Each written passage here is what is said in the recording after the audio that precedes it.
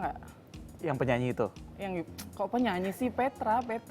Oh, Petra. Petra Lokasi ya? Petra Lokasi ya. Nah, kalau itu sekali. aku tahu. Nah, ini Petra memang terkenal nih dengan bebatuan serta sistem pengairannya yang menjadikan lokasi ini dikunjungi jutaan wisatawan setiap tahunnya, Putri. Ya, rekan kita Andreas Trijaya dan Daud Thompson berkesempatan menjelajahi keindahan Petra. Penasaran seperti apa? Berikut liputannya.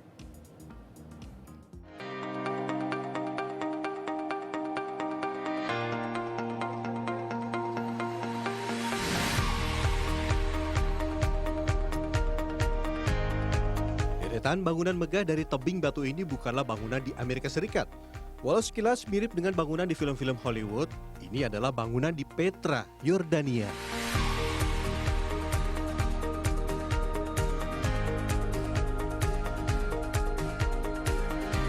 Bangunan ini merupakan peninggalan kerajaan Nabatean, bangsa Arab yang menetap di tebing batu 2000 tahun silam.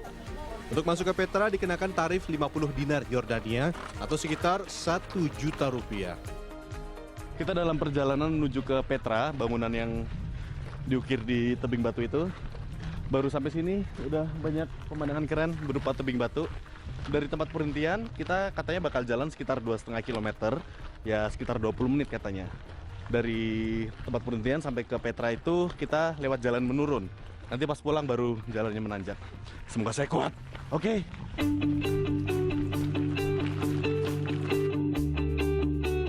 Selain berjalan kaki, turis yang berkunjung ke Petra juga bisa menggunakan kuda maupun kereta kuda. Di Petra, kita akan melintasi 2 dinding tebing batu yang disebut The Sik. Akses menuju Petra lebarnya bervariasi, 3 hingga 12 meter.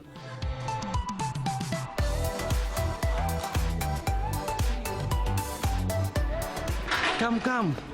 Keren banget dan pas cuacanya nggak terlalu panas. Sebenarnya dingin sih malahan. Dan terik mataharinya ketutup sama batu-batu. Nggak bikin hitam lah ya.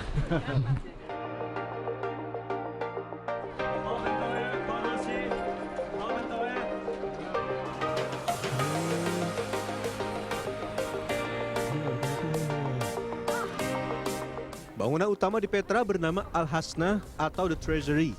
Bangunan di tebing batu setinggi 40 meter ini terdiri dari 2 lantai. Hingga kini, Al-Hasna menjadi salah satu tujuan utama turis yang berkunjung ke Yordania. Sejak ditemukan oleh peneliti Swiss tahun 1821, Petra menarik banyak wisatawan.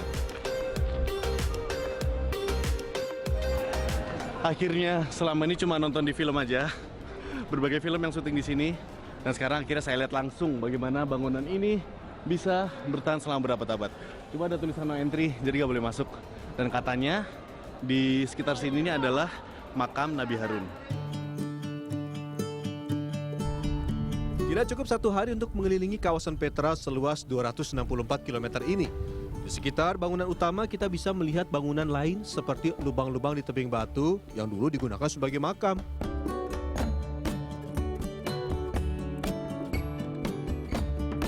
Ada juga bangunan teater yang menyerupai bangunan ala Romawi kuno.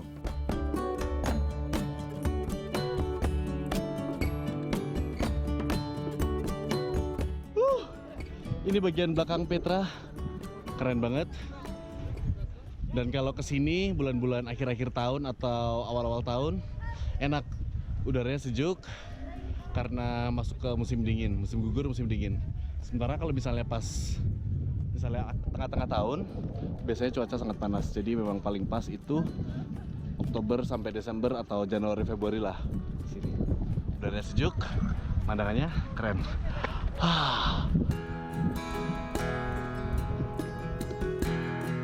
Bagi kerajaan Yordania, Petra menjadi salah satu sumber pendapatan penting. Masyarakat sekitar hidup dari menyewakan kuda dan unta serta menjual pernak-pernik khas Petra.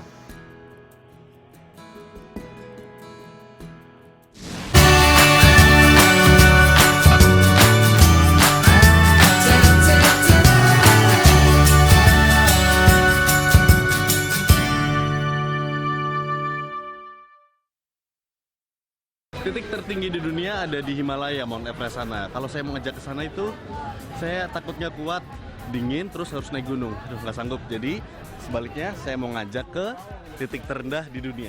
Gimana itu? Ayo ke sana.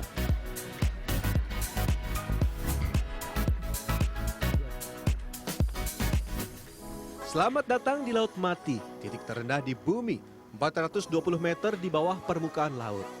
Bagian timur Laut Mati ini berada di wilayah Yordania, sementara bagian barat berada di wilayah Israel dan tepi barat Palestina. Wah, ini dia tempatnya. Udah ramai banget sama orang-orang yang pengen berenang, pengen nyobain gimana rasanya berenang di titik terendah. Saya mau ikutan, tapi belum ganti baju. Saya ganti baju dulu, jangan ngintip. Wah, waktunya berendam. Woo! Dalam juga. Masa katanya bisa. Sebagai titik terendah di bumi, air yang tertampung di Laut Mati tidak bisa mengalir kemanapun. Apalagi Laut Mati dikelilingi daratan yang membuat air menguap karena panas matahari dan meninggalkan kandungan garam.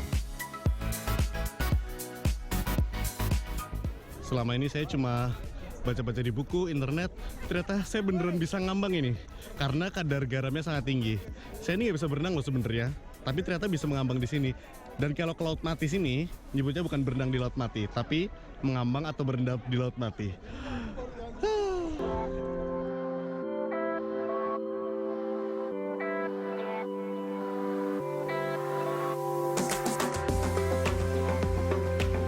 Jika lautan memiliki kandungan garam 3%, kandungan garam Laut Mati hingga 33%.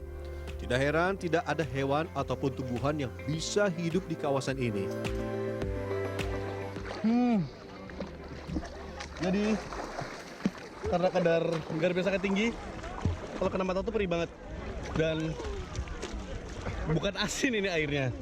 Saking tingginya kadar garam menjadi pahit. Aduh, saya nggak bisa melek. Kandungan mineral tinggi juga terdapat dalam lumpur Laut Mati.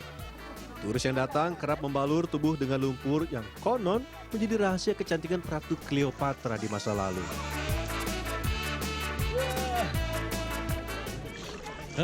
Gimana? Udah ganteng belum? Jadi karena lumpur ini banyak kandungan mineralnya, udah banyak dikemas, dijual jadi produk kecantikan. Kalau saya sih maunya gratisan aja, yang penting ganteng.